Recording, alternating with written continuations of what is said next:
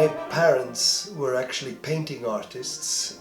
I'm very thankful for that. More and more the older I get, I didn't realize in the beginning what an advantage that is. When you are an artist, whether you're doing music, fine arts, or literature, or dance, they are sort of intertwined with each other. So it was a very fortunate background, I think. I remember having books with Leonardo da Vinci's drawings, and I'm trying to copy them already from when I was 6 or 7 or something like that. Very early, my mother put me into the library to read Strindberg and Selma Lagerlöf. That was a beautiful experience already when I was 10, so it sort of shaped my whole being, my whole personality.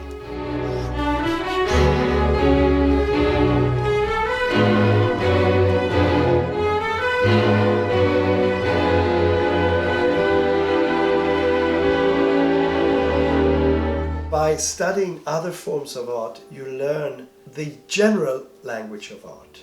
And that was a very big advantage once I decided to become a trombone player. Art, literature, they are so connected, so incredibly connected. It's like expressions of humanity, like the musical language and also the poetry. Poetry is a special language on its own.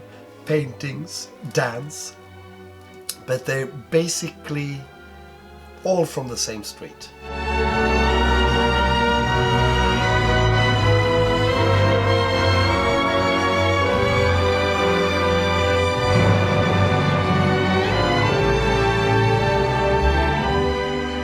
Every time I hear a piece of music, or I write a piece of music myself, or play a piece of music, I immediately find similar expressions from what I experienced from these books. It's like describing humanity in a way.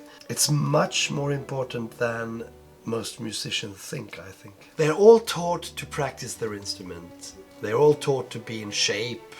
They're all taught to do jogging and all these things that I also do. But I think the really most important thing of all is to give yourself input from literature. An author can put words on feelings. And when you read those words, you get these feelings. Then you come to a music piece, you recognize the feelings. When Strindberg writes a sentence, it's putting words on emotions. And when Mozart writes a phrase, it's putting music on emotions. The musical language and the words from Strindberg triggers similar emotions within you. When I hear Rite of Spring, it's like I cannot think of Rite of Spring without Guernica or something like that by Picasso. It's so closely related. If I'm conducting Rite of Spring, every single movement that I do, every single thought that goes through my mind, every single emotion that I project to the audience has all of the knowledge that I have from the literature in it. And it's just something you cannot explain, but it's very, very, very concrete reality to me.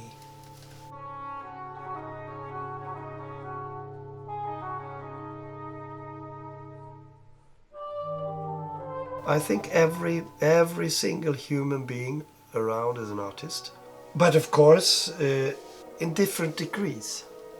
A 5-year-old boy or girl who sits down and makes a drawing is an artist. Now, what's very interesting, what happens when she becomes 6? She's suddenly aware and have the pressure from the society that you should do something good. You compare yourself with others. You compete. And that's the most dangerous thing, I think, in creativity. When you start to compare and try to do better than someone else. Extremely dangerous, because no one can do what you do better than you.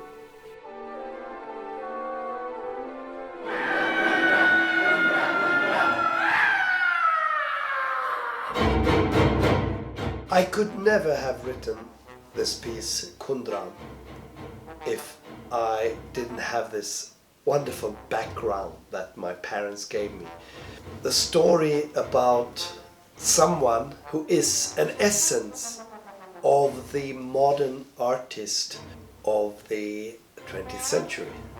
And I was so happy and lucky to have all these tools: theater, literature, music, art, being a conductor, also being a performer.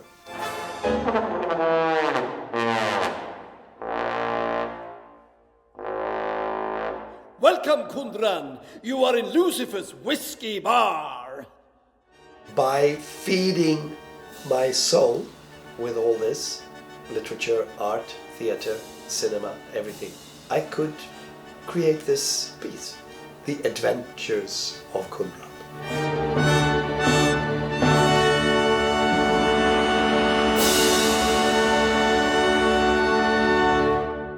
Philosophy is a concrete way of bearing witness, whereas art is a more abstract way of bearing witness of our reality. A witness of the time you live in, with the past and the present. Art is something that takes over when the brain logically cannot explain things anymore. Philosophy, I believe, is logically explaining things. Whereas when you come into the arts, it's like in words you cannot describe it. The literature is, of course, words describing, but literature is not logically describing it. It's words that makes you feel things. Art is always going to be a mix of all there is. It's like an artist, you have the richness of art. Everything there is to be astonished by. It goes into your body, and from that, you as an artist select and make your own witness. You make your own crystal version of that. That's probably why it's so important to have as much input, artistic input, as possible. And then in the future, the next generation can absorb all this from the past and continue his road into humanity.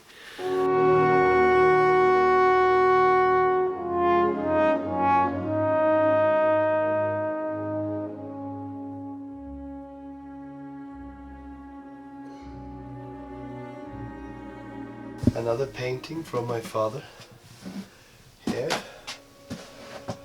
It's called Censur. It has to do with the Chile, the military coup in Chile in 1973. If I were not brought up with the knowledge in literature, the knowledge in fine arts, the knowledge in dance or theater, I would never have had the success that I had. It's never too late. I mean, I started to play trombone when I was 17, and everyone said, that's too late. I don't think it's ever too late. I think you can basically start to play when you're 50. It's not the result that is the most important. It's the journey that you really are going towards that goal and trying to achieve something and trying to understand. That's number one. So I think it's certainly possible, but whether you will have the stamina when you are 30 or 40, I don't know, because it takes a lot of time also. What's important for me is that what comes out is me and not an imitation or something else. There will always be things you recognize from Tchaikovsky or or Rota or everything. You can hear Bach in Stravinsky's works, you can hear this. Stealing is fine, as long as you steal with dignity, I think Stravinsky said. My rule, I think, is that I'm sure that what comes out from me could not have come out from someone else. Ooh.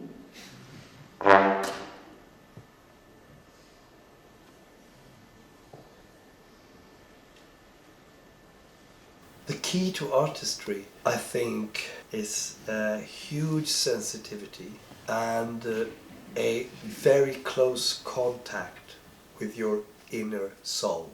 To really be part of what you feel inside, and also create a channel, a tool for that to come out and communicate with other people. If you have this sensitivity, you can decide either to get it out to the audience through literature, or through music, or through cinema, making films, or dance. It's all like about human beings. And I think having the contact with your inner soul and finding a language, that's the key. Be curious, always be curious in other art forms and try to relate to it. Go to exhibitions, look at paintings, look at beautiful paintings made by great artists. Read, just read books.